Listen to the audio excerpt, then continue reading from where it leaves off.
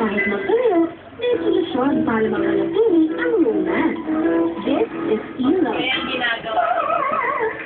E-love or electronic love ang tawag sa mga relasyon na nabubuo at nagaganap sa cyberspace. Pwede itong ma-develop sa chatroom o kaya sa mga social networking sites like Facebook. Pero pwede rin sa pamamagitan ng online games. Tanongin mo pa ang mag-stress at chat. Ang sinarutin at Larry. Nagkainlaban ng mga kablog natin ito sa Run Online.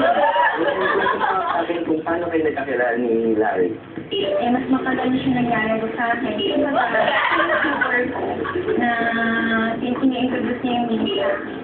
Tapos, natulungan niya ako mag-11, which na na-develop ako sa kanya. May gusto ko sa Kaya naman dito sa laro, naglakas loob si Larry na manligaw kay Rosaline. Larry, ano ka naligaw mo kay Rosaline? Kwento mo ka sa akin.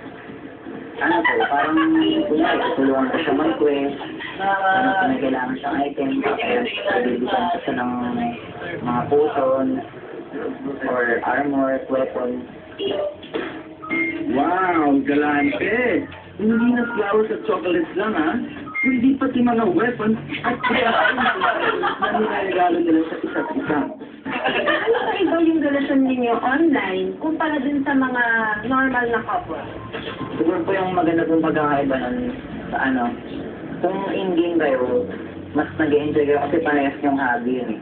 Parehas na masaya kayo din sa ginagawa niyo. So, mas nag-enjoy kayo, mas less yung pag-aaway. 2 months naman sa ganito rin relationship, journalist